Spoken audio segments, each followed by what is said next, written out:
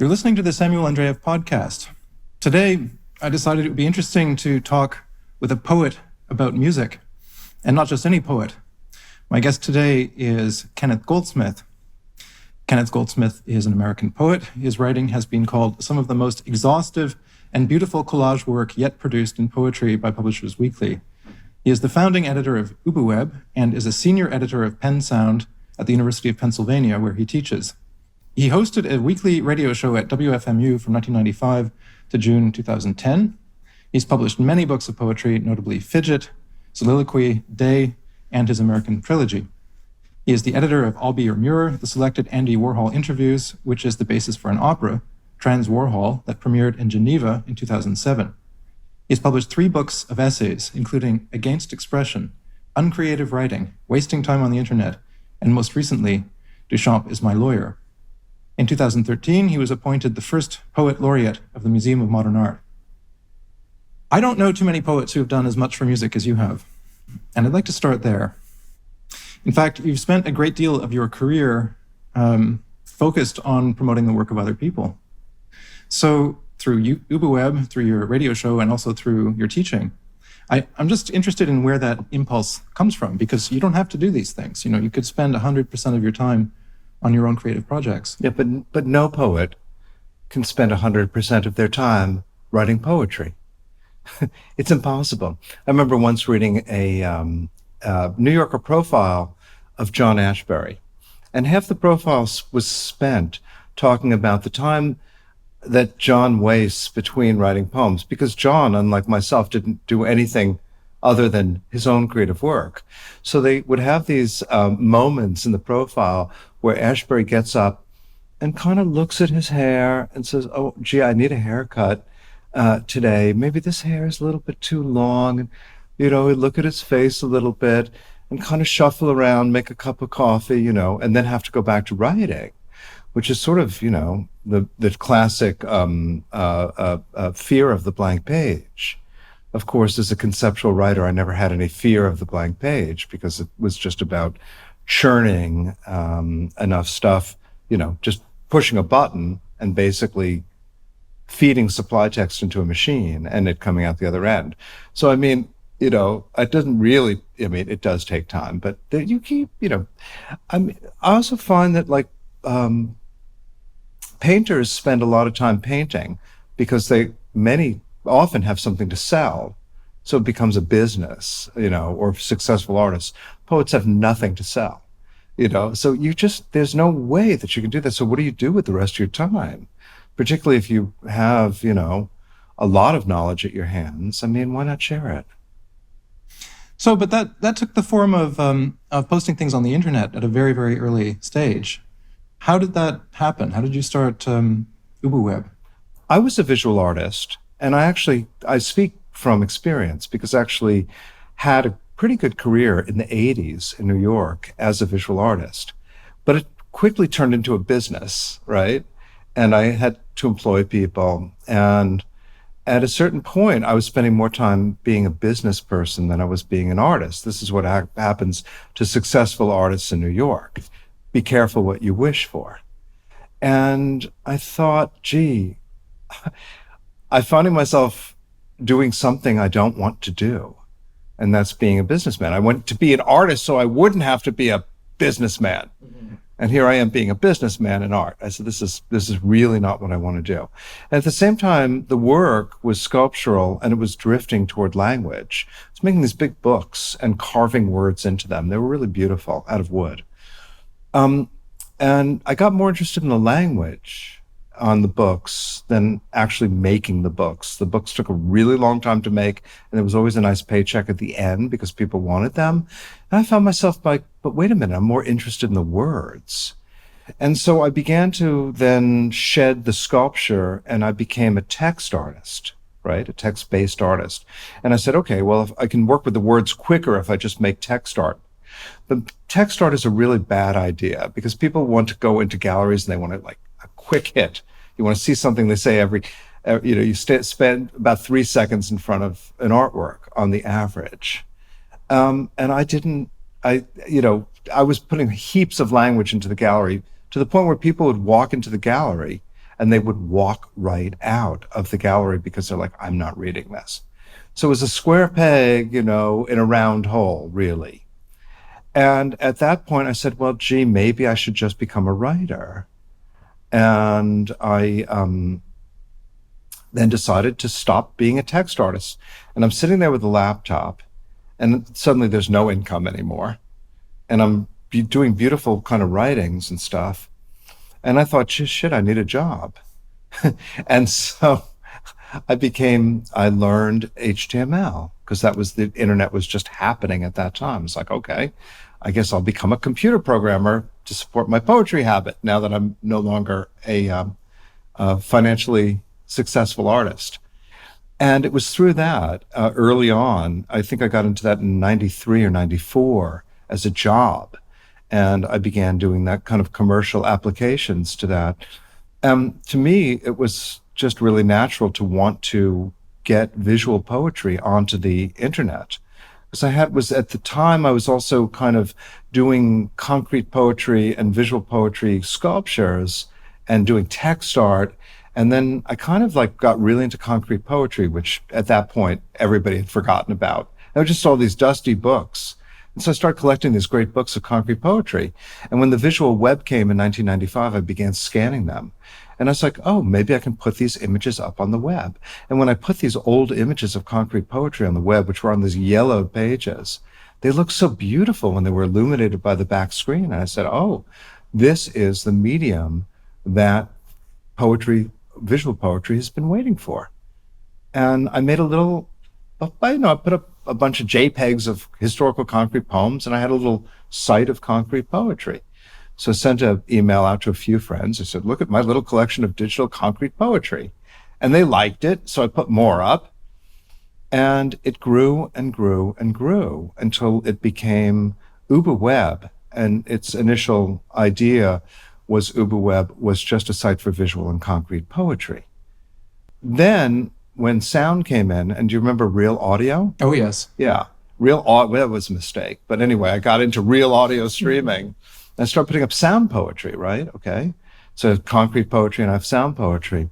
But then I encountered a work by John Cage, like one of his big orchestral pieces with him reading, right? So he's reading a misostic and the orchestra is playing some, Cagean aleatory thing. And I thought, well, this really isn't sound poetry. But it sort of is, because Cage's readings were really sound poetry, but doesn't kind of fit into the classic sound poetry thing. I said, well, what is this then?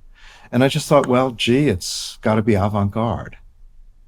And at that point, it opened up UbuWeb to be a space for all things that I consider to be avant-garde.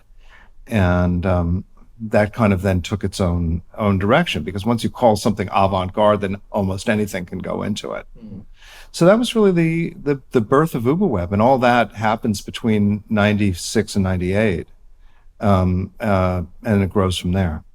Did you encounter any resistance to that idea at first? Were there poets who felt that poetry doesn't belong on the internet, or that they didn't want their work on the internet, or it belongs in a physical medium? Yeah, there were. I mean, there were. At first people were really offended. How dare you? But you have to understand, it's all based. I mean, it's pataphysical, because there's no money in what I do anyway, and you're not really taking anything away from people. Avant-garde work you mostly couldn't give away if you wanted to. So in a sense, people at first were really offended. And I fought tooth and nail for a lot of people. And I said, look, I'm not taking any money out of your pocket. And in fact, I'm probably going to be putting money into your pocket, because your work is going to be visible. And as UbuWeb grew, that became truer and truer. In a sense, for a certain type of work, if you weren't on UbuWeb, you didn't exist. I didn't mean it that way, but it just sort of happened because it was the only site of its kind. Yeah, and it's since expanded to include music and films and all sorts of things beyond concrete poetry, which is how it started. So, well, I mean, what's avant-garde? I mean, first of all, the term is really problematic. Was saddled with militaristic and patriarchal and colonial ideas. I mean, it's like nobody could use the word. Using the word avant-garde, particularly when I was coming up in the '80s, was like, bad old white male stuff. But I thought there's some potential in this term, and I remember I was really inspired in the 80s by ACT UP, who took a degenerate symbol of the pink triangle that the Nazis had put on gay people and turned it upside down into a symbol of empowerment. And I thought, well, gee, maybe I can kind of rethink the avant-garde to turn it into something that is less saddled. And my actual strategy for that was one of impurity. I think, the avant-garde was so pure, and I thought, well, how can I kind of pollute it with all sorts of impure ideas, thereby kind of making it, I almost want to use the word, I want to say queer it a little bit in a way that it hadn't been. And UbuWeb, started, my God, UbuWeb really started as dead white males, and a lot of it. And, I've had to do a lot of searching and depurifying that history in order to make it more inclusive, which has been really fun, really interesting. There's always more work that can be done along those lines, but somehow it always seems to fit in. So that includes outsider art. Come on, outsider art was never part of the avant-garde. But later, I thought of somebody like the transition of a figure like somebody like Jack Smith, who really in his day, Jonas Mekas and the little avant-garde cinema crowd really liked Jack Smith, but basically the art world thought he was a fairy. He was a frivolous guy with glitter doing decadent gay movies, right?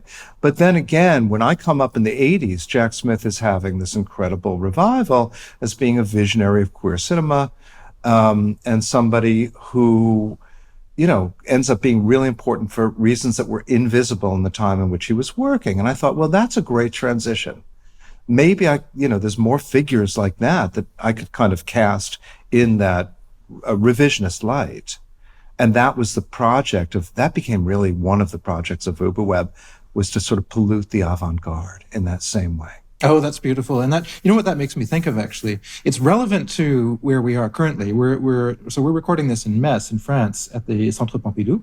And so I've been in France for approximately 20 years. And one of the things that struck me here is that a lot of the avant-garde movements that started here in the post-war era were really renegade movements. They were dangerous. There were real personal stakes, political stakes also involved in making some of these things. An example of that would be someone like the composer Pierre Boulez, who in the 40s was absolutely on fire. He was destroying everything and trying to recast an entirely new image of what music could be.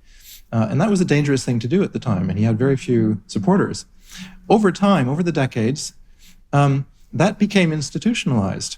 He gradually accumulated support from the state, from influential people, from whatever. The institutions started to accrete around what he was doing.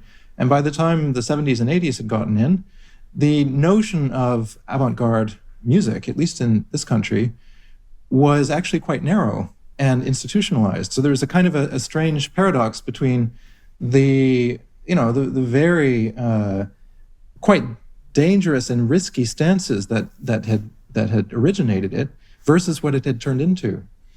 And so does that relate at all to what you're saying with respect to UbuWeb? There's this trying to get away from that.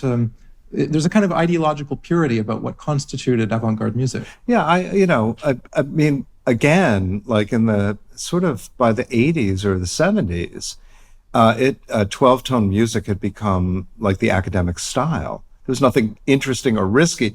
The dullest people could get money or positions by creating really dull 12-tone work, right? And and there's very, very little of that on UbuWeb.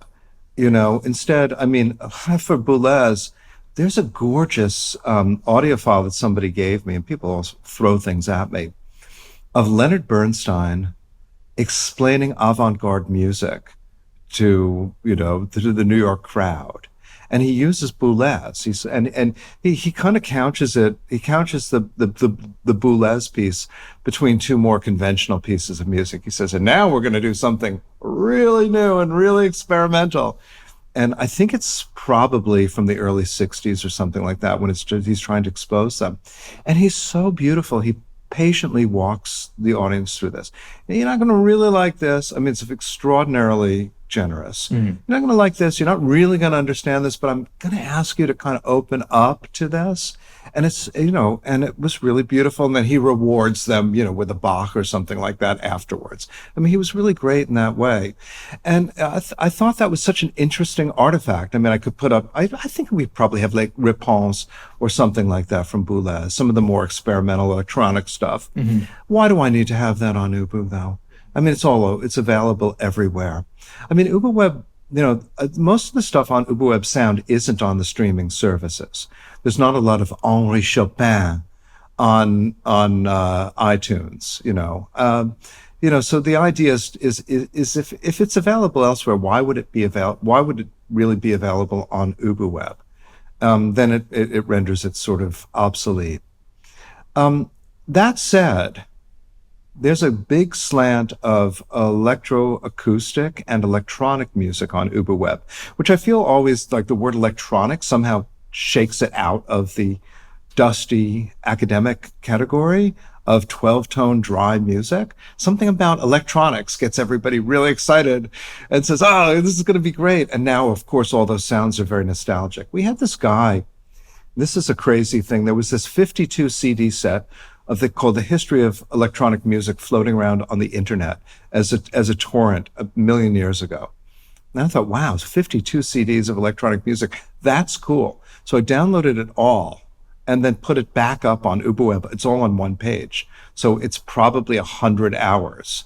And in it starts with like a Messiaen for On Martineau, how do you say it? Yeah, Und Martineau. Yeah. It begins with Messiaen and goes through all the classical electronic music people, through Stockhausen and Boulez and Berio and Parmigiani and all of these people.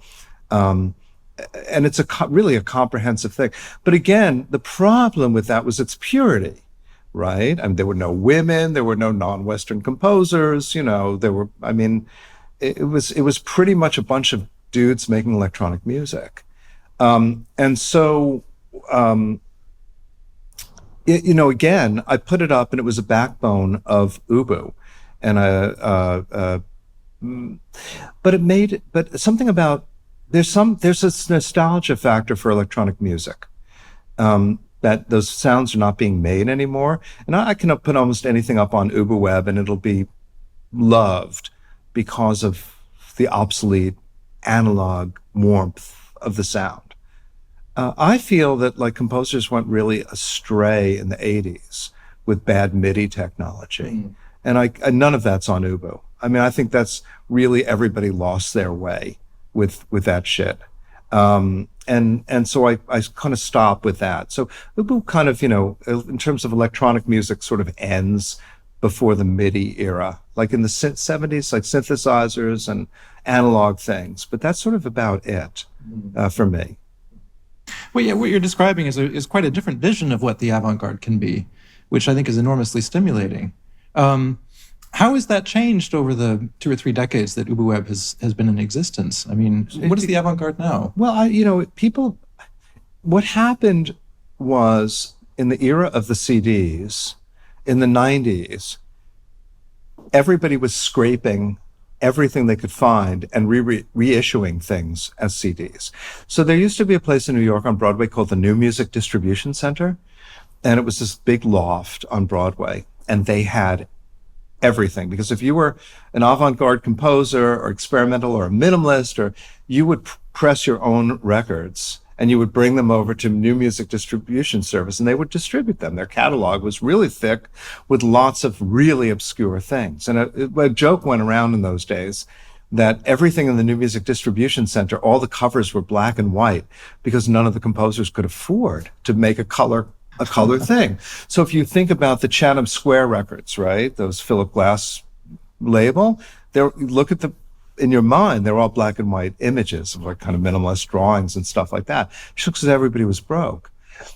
What happens in the 90s with the CD is that you have all sorts of people like Alga Morgan reissuing all of these things from the New Music Distribution Service, which is so incredible. I remember going to Other Music in New York at that time a great little music store on West 4th Street.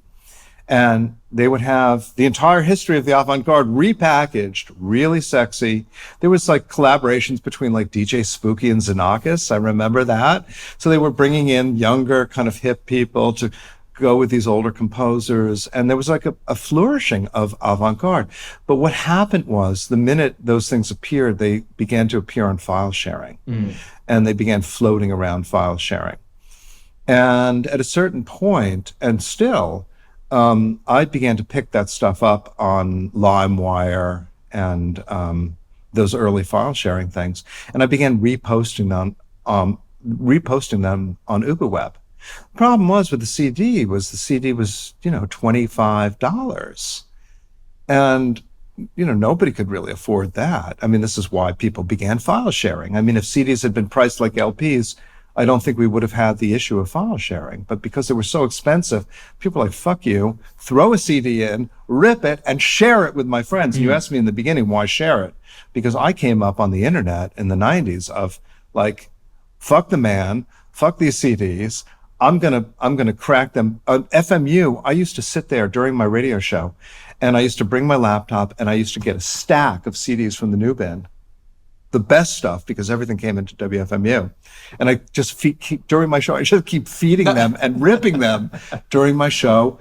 And then they'd go on to UbuWeb. And at the same time, they'd go on to file sharing onto the web to enrich both free ecosystems, because I was getting them free from FMU. And I just wanted to share this stuff because it was really good, but it was really expensive and I couldn't afford it. So, I was interested in enriching what at that time wasn't really yet a rich ecosystem of file sharing. So Ubu, and the funny thing about Ubu is that a lot of times, like, things will appear on YouTube that I know came from Ubu. So people download an MP4 from Ubu and then throw it up onto YouTube. Sometimes people say, but why do you even have UbuWeb anymore? Because all this shit is on YouTube. Well, I think a lot of it came from UbuWeb and fed YouTube. So it's very, very complex. And it's really, happens at a very specific moment in time. There's no way anybody would bother doing all this stuff today. But it's just this confluence of my personal history with technology changing really fast and coming up in a sharing economy that made me want to contribute. But I don't know, because when you love something, it's no fun to just have it for yourself.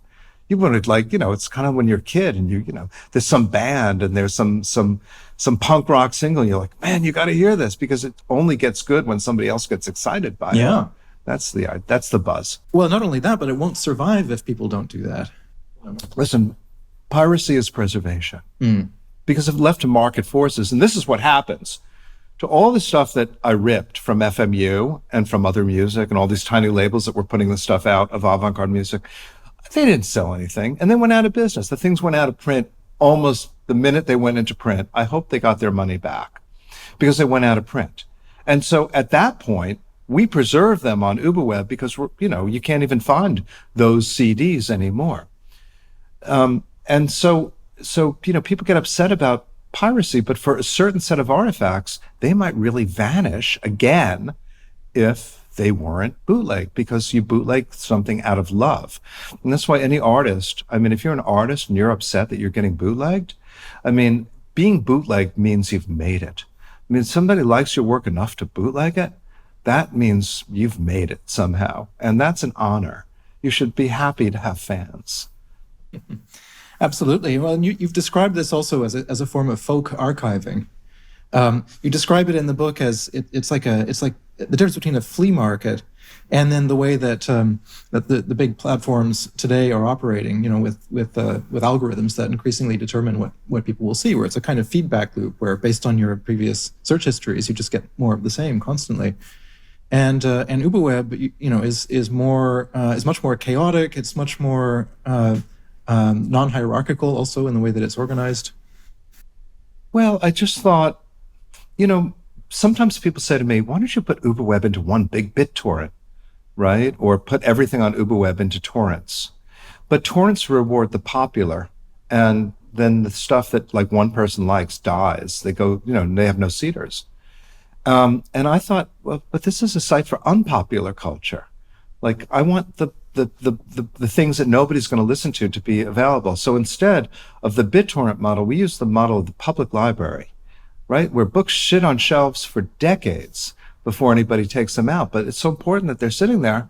When you want that book is there. And it's there for free, by the way. You don't have to pay for that book. You can go to the library, check it out, So that's the model. It's a model of abundance, and also promoting that which is super important, but might not really have popular traction. And that one thing, that one artifact can change lives.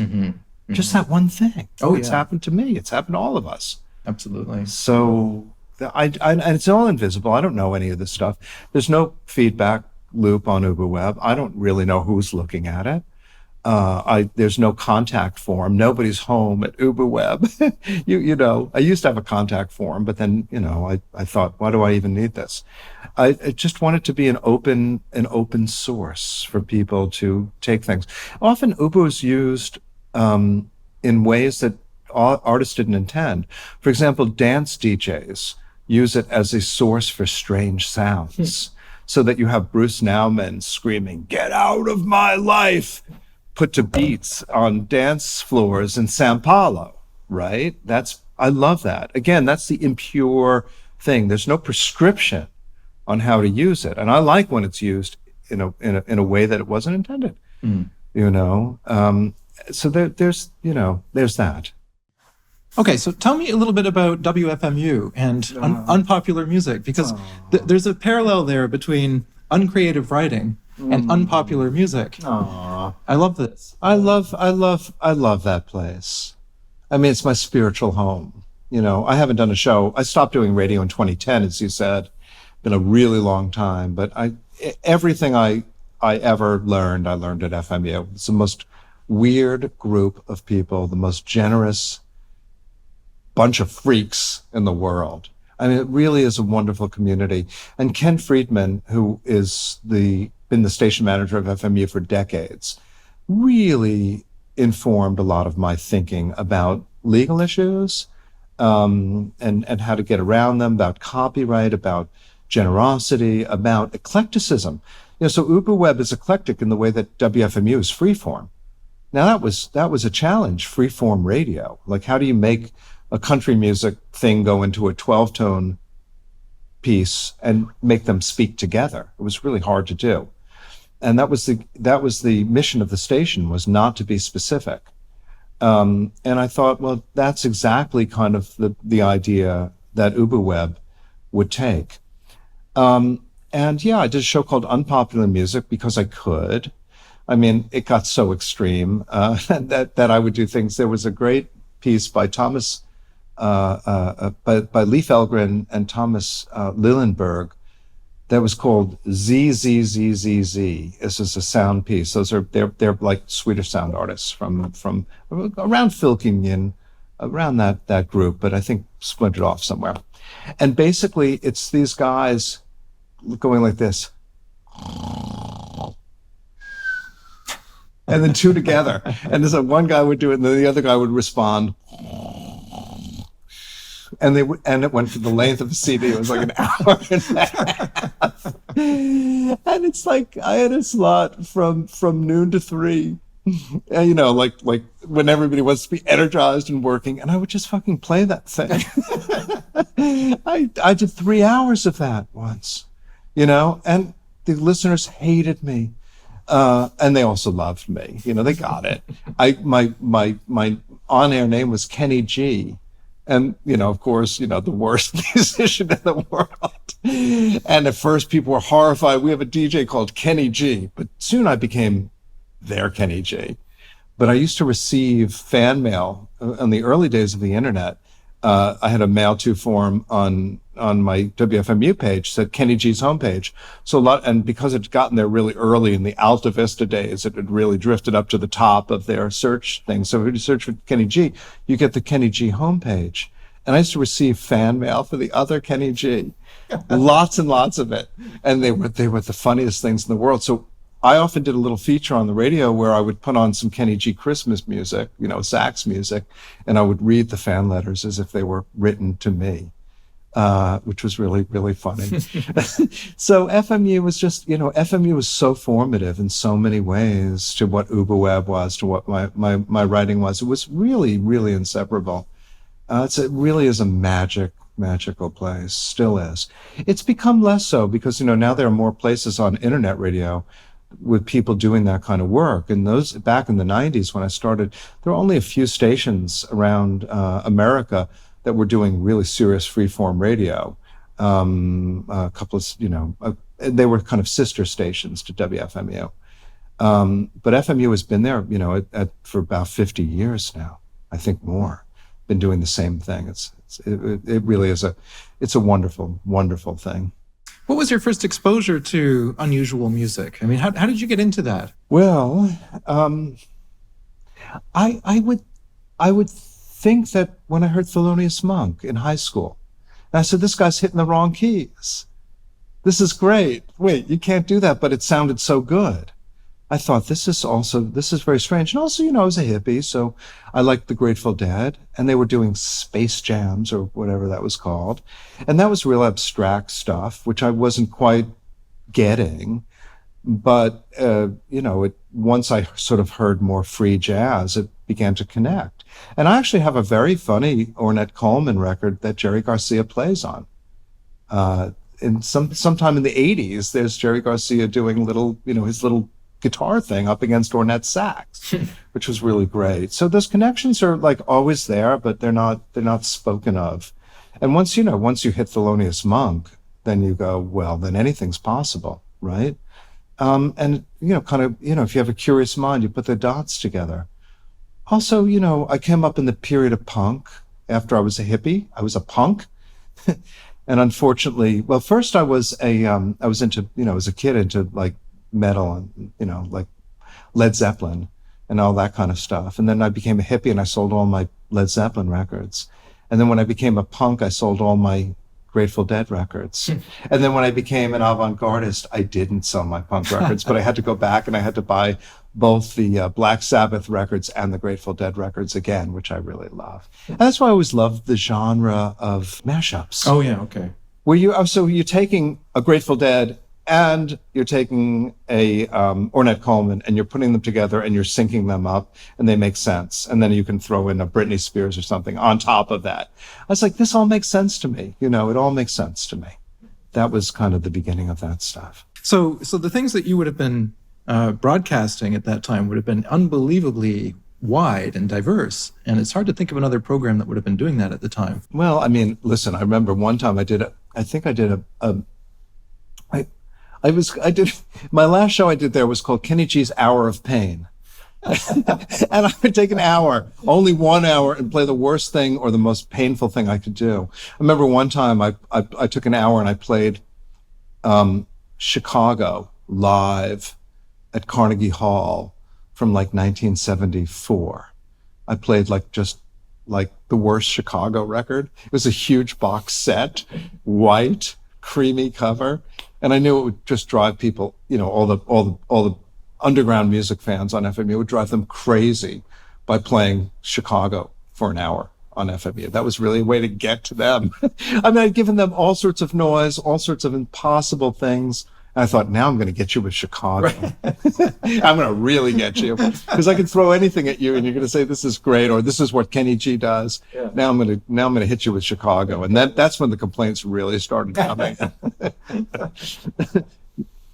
Yeah. So, I mean, but these things interact in a strange way with the sort of composition per se, with written music, because there are all these different parallel trajectories now in the world of composition. And it's hard. It's getting to the point where you can't really say what the line is between sound art and composition and improvisation and electronic music. And does it matter anymore? Do we need to care? I don't think so. I mean, once you have a laptop, everybody becomes everything. Not only do you become an improviser and a composer and a sound artist, but you also become a graphic designer. and you begin to, you become a video maker. I mean, all of the, once everybody has a laptop, all of those distinctions, I hope, really break down. I don't think enough is made of that, though, or spoken about it. I mean, you have places like The Wire that continue to kind of, separate genres. They tend to be a little purist over at The Wire, though I appreciate what they do and what they have done for many years. But I also think that's a little bit old school. In a time in which, people are gallery artists, they're poets, they're sound poets, they're composers all at the same time. I mean, why would you be one thing anymore when there's no verticals anymore? It's all horizon. And that's why, on UbuWeb, I can have somebody as diverse as Howard Finster and Pierre Boulez, and they make sense together. I remember at one point, because UbuWeb is organized alphabetically, I have Captain Beefheart up against Samuel Beckett, right? B-E-F and B-C-K, about that.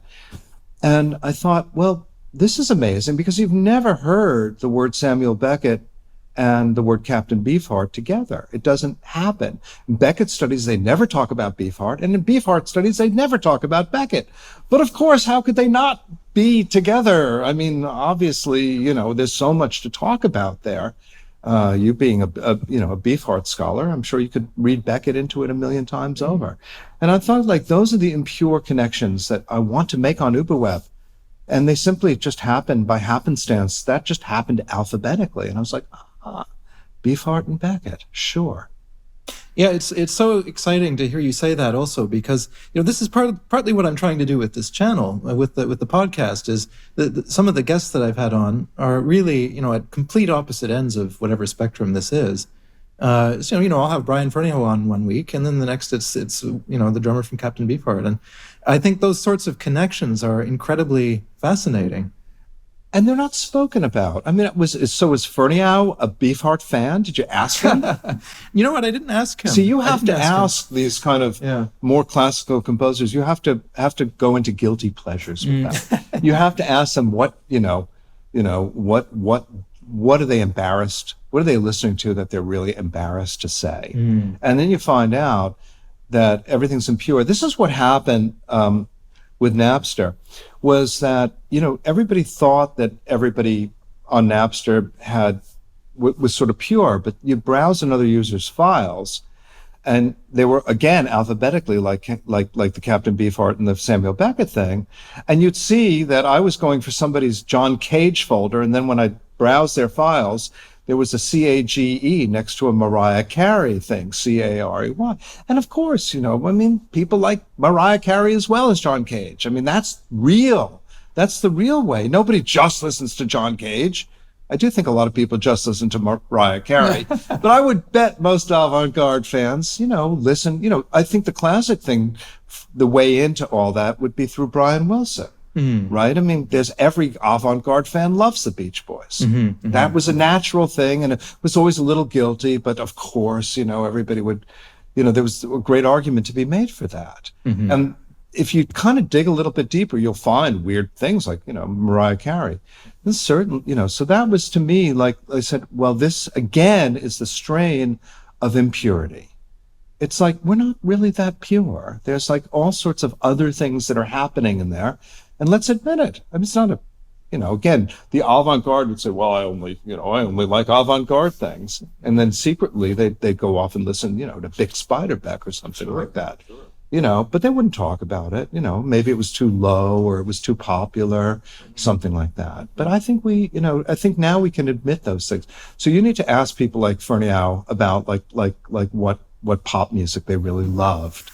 Yeah, right. What are the things they're embarrassed to admit? That's right. You have to ask all those composers, and also then the Beefheart people, because they'll tell you that they're Scarlatti fans. Well, this is the thing. I interviewed Art Tripp, who's a member of the Mothers of Invention and Beefheart band, percussionist, yeah.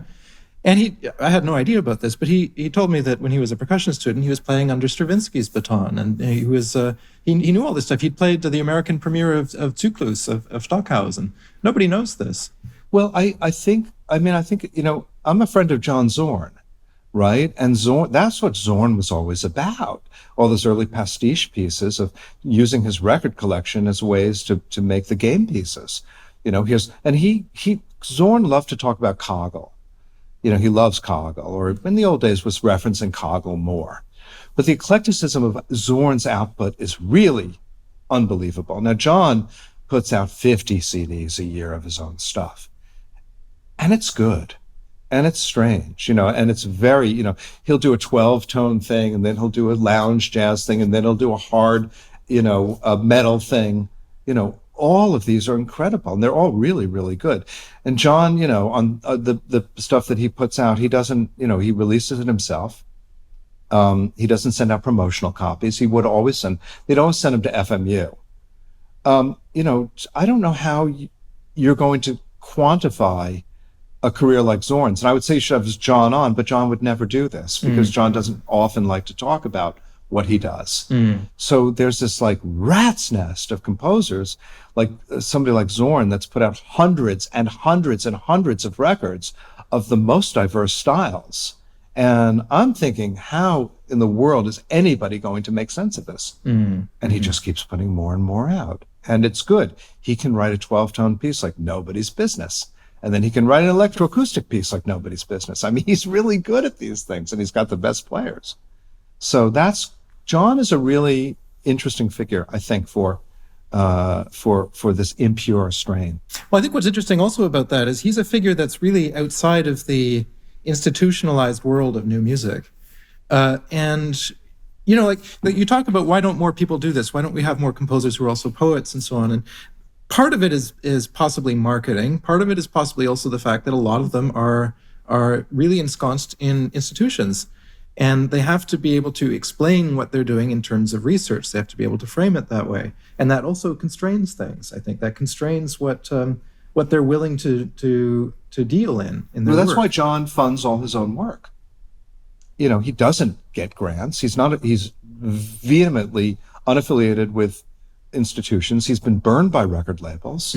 He's been burned by critical stuff that, people writing shit about him that he was completely untrue. He said, fuck it, I'm packing it up. I'm going to do my own production, and I'm going to become an island unto myself, and I'm going to release CDs by my friends, stuff that I like. I can do insane stuff. John gives me box sets of his bagatelles, which are just the most beautiful pieces. He's now putting out there are 4 CDs in each gorgeous box set. He's got his own designer. He uses the most incredible materials, and he can put out his bagatelles, which are immense, and issue them himself. I mean, but it also becomes a problem of quantity, because in a time when everything is available, now this is another angle. In a time when everything is available, then what do you do? What do you do with all of that stuff?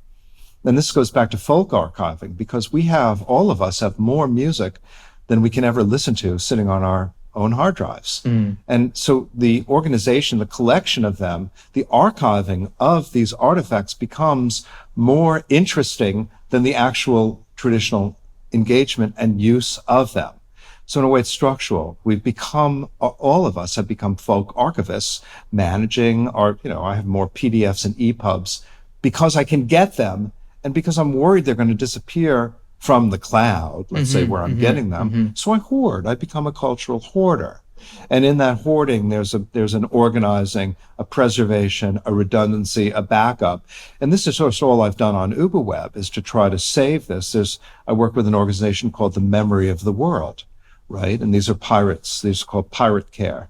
People that use piracy as a way of showing that they care about cultural artifacts by preserving the memory of the world. Okay? So to me, archive.org is such a miraculous mess. But, what UbuWeb does is it contextualizes things. It makes sense of the mess. If it's on UbuWeb, I've picked out all that stuff, by the way, and I don't know anything about what I'm doing. I'm a fucking poet with a BFA in sculpture. I'm a folk art historian. I took one class of art history in college, and that was on Baroque art. Okay, I don't know what the fuck I'm doing. But I've been doing it for so long that it's all like, it's a Wunderkammer. It's not a library. It's not an archive. It's a fucking Wunderkammer. And that's all it is, of my own, my own weird whims, and there's nothing. But because it's been around for so long and people have taught it and learned from it, they think it's canonical. It's not. Or maybe it's become, but accidentally. I didn't start. It's just a shit like those concrete poems that I put up. Mm-hmm.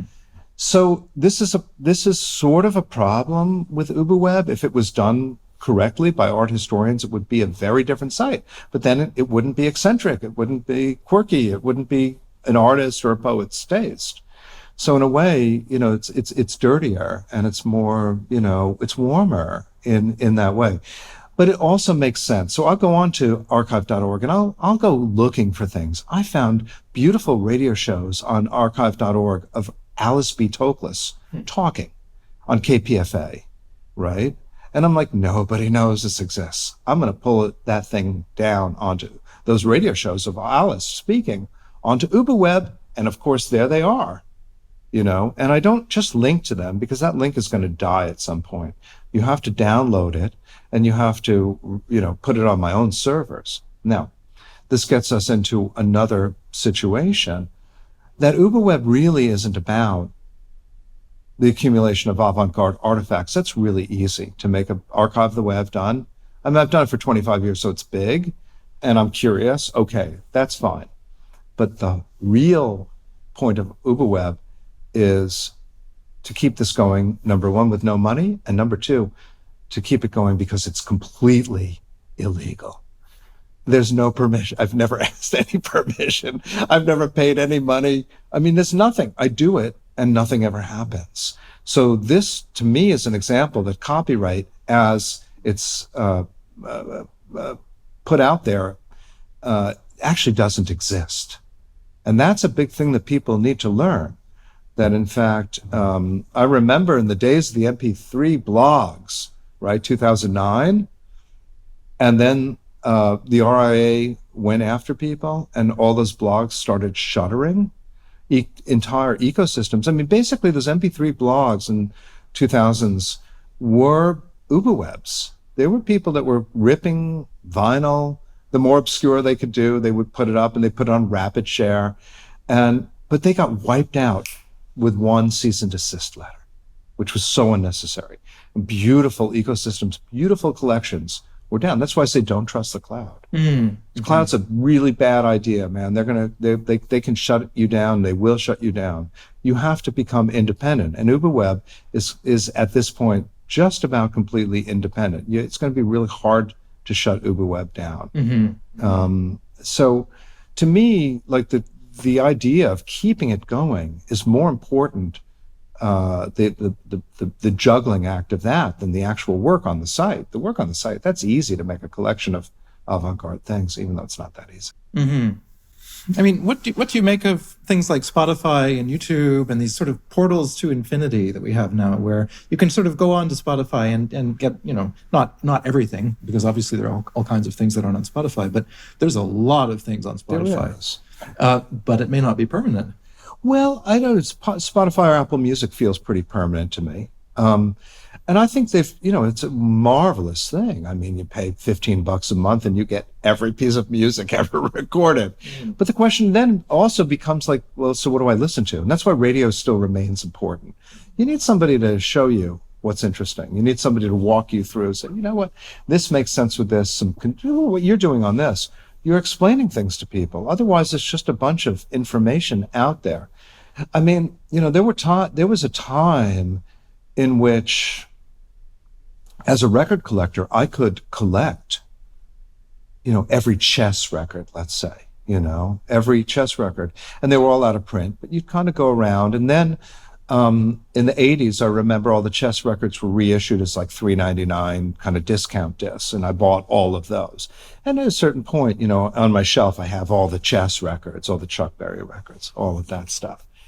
At this point, and with the CD, you didn't just get a record, but then you got all of the extra sessions, right? So it starts to be like the Chuck Berry records. They're like 12 minutes a side. I mean, they're really beautiful, and you'd only listen to one side, right? But when the Chuck Berry sessions, the Chess sessions came out, on Chuck Berry's On Top or something, you'd get another 2 hours worth of stuff. This becomes the beginning of the problem of abundance. And what do you do with that? And, so suddenly we're going from like a beautiful 12-minute listening session to an hour and 12 minutes or 2 hours and 12 minutes. And you'd feel obliged to keep that CD on in a way that you never felt obliged to listen to both sides of a record. When you had an LP, you only listened to the A side. Rarely did you go to the B side. It had to be really good. Or you went to the B side and never went to the A side, but usually the other way, right? So we have already was this problem with the advent of the CD of too much to listen to, right? Yeah, you mentioned the Beach Boys earlier, and that's a kind of an extreme example in this sense, because, if you bought a Beach Boys LP in 1964, you'd have 24 minutes of music or something. And then they started getting into remastering them with bonus tracks, and then with the sessions, and then it got more and more extreme. Then there was this bootleg label called Sea of Tunes that somehow got copies of every single session tape and issued all of them on CD. So it's like suddenly you have like 15 takes of Little Honda, one after the other on a single CD. Yeah. It's like, what do we do with this? Well, it assumes that everybody's a completist. Everybody's a scholar of this stuff, and I don't know, what do you do? Okay, so the latest thing of that was the Peter Jackson remix of the Beatles' Let It Be, right? Did you see that? No. Okay, so do you know about this? I know about it, but I haven't seen it. Right? So basically the movie Let It Be was, an hour and 20 minutes, a sad movie, beautiful movie. But then Peter Jackson gets 600 hours of footage or whatever and makes 8 hours out of this and tells a different story. It's a really interesting idea. And it just makes me want to go back and watch Let It Be, the original film. This was boring. And I'm happy to be a Beatles fan. I love this stuff, but even for me, it was too much. I didn't want to see 8 hours of it, So that's the thing. I mean, there's this thing that you feel an obligation, particularly when you pay for something. When you bought a CD, the PennSound box set, you spent $50 on that thing. You think I should listen to all of this stuff. Now the PennSound box set is up on Spotify or Apple Music, and you just, you turn it on and you can turn it off, and it's like a spigot. So I think this is the problem of abundance is really, really a major issue now. And then it leads to problems of evaluation, because when everything's available in such abundance and so many people are doing things, then what makes one thing better than another? So I have these books at home on my shelf called the Rolling Stone Record Guides. And there were these books that were put out in the 70s. And I think the last one they did was probably about 1990. But they would be different editions of the books. The first one is sort of 75, and then there are successive editions. They keep changing. But what this book proposed was that you could tell the entire history of rock music in one volume. You could evaluate every record that was put out with stars in the history of rock music. And it was sort of possible at a certain time because there wasn't that much stuff out there. And an artist's discography had just, whatever official releases were. Sure, there were bootlegs, but they didn't really deal with that stuff. They dealt with the major labels and the stuff, and it told a great story. And it's really fun to go back and see what, some Jimi Hendrix record, how it was received and what stars, and then how that changed over the course of time over these books. But I realized that stops in about 1990 with the advent of DIY press stuff, where there's just an explosion of music out there, which you can't possibly. Today, if you were trying to write a Rolling Stone record guide, forget it. With all the stuff that's out there, all the stuff that's been released, all the CDs, all of the digital stuff, all the SoundCloud stuff, how the fuck are you going to do this? How are you going to evaluate it? So then nobody can, there'll never be another Pierre Boulez. There'll never be another Andy Warhol. There'll never be another Bob Dylan. There'll never be another Led Zeppelin. That was the end of that era of giants, Picasso.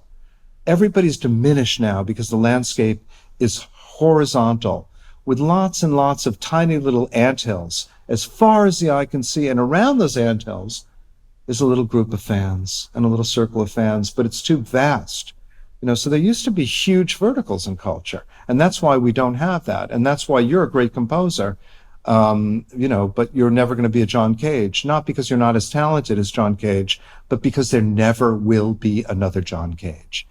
So there's one more thing I want to ask you about, but before I get to that question, I just want to point out to everybody who's listening that I really admire your radical openness and your willingness to make connections that are not obvious to other people.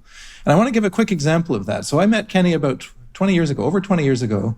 It was at the book launch for Eunoia by our mutual friend Christian Book, Canadian poet, brilliant Canadian poet. And one of the things that really struck me when I first met you was how extraordinarily open you were. You had no idea who I was, of course. I wasn't anybody at that time, for that matter. But we had a really wonderful, engaging discussion about music that I could not have had with many other people at that time. And at the end of it, this was probably 2 or 3 in the morning, you said something like, "Oh, give me your address and I'll send you some books when I get home." And I thought, okay, sure. Like, is he going to do that? It's easy to say. And 2 or 3 weeks later, I got a package of books in the mail, including Soliloquy. You sent me a copy of Fidget, 73 poems. And those books were really important for me. And I want to point out that it's really, it's very hard to know what the impact is going to be of meeting somebody. But the reverberations from that can last a very long time, a very, very long time. And that support, that feeling of, it's worth it for me to send my books to this person who I don't really know yet. That was tremendously encouraging, and I want to thank you for that. Well, I think that's so beautiful to hear, and you never know. That's why I really think that change happens person to person.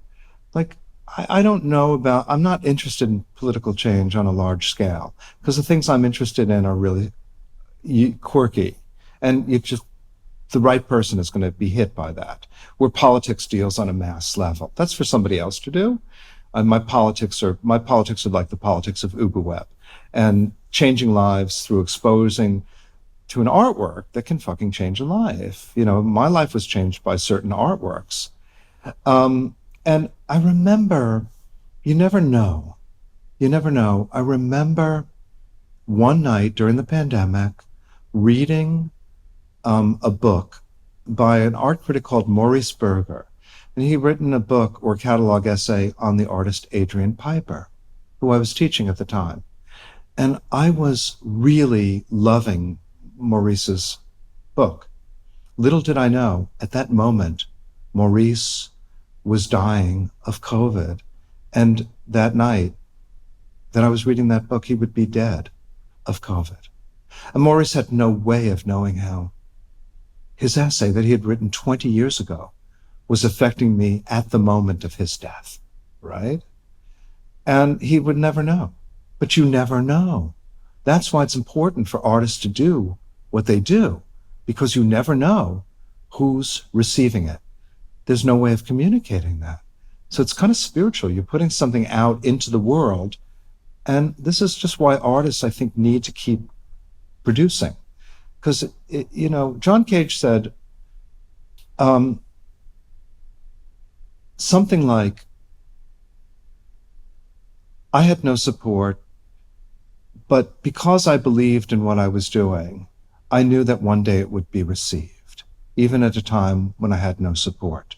He knew that what he was doing was going to be important. That turned out to be true. Similarly, and I talk about Duchamp, and I talk about Cage, and I talk about, Burroughs. These are sort of people that I'm really touchstones, Warhol.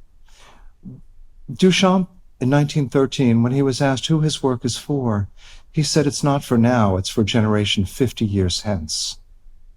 So in 1963, he has a retrospective at the Pasadena Museum of Art, his first kind of showing in a million years. And at that time, conceptual art is coming up, and minimalist music is coming up, and Dennis Hopper shows up at his opening, and Marcel Duchamp is a celebrity, exactly like he predicted that 50 years later, there would be the audience waiting for him. In the last 5 years of Duchamp's life, he was a superstar, because he absolutely knew that. And he was silent, the silence of Duchamp, of Marcel Duchamp. He spent 40 years not making anything. Well, of course, we know that he was secretly making things. But there was just that beautiful faith in throwing something out into the world that, in fact, if you thought it was important, it would be received and it would change lives. And you see it again and again with people that are doing really experimental work that have no reception. To me, I say keep going, because if you're doing something that really is important and you feel in your heart that it's important, it's going to change lives down the way. And to me, that is the best definition of art that I can offer up. That's a good place to end it. Thank you, Kenny. Thanks, Sam.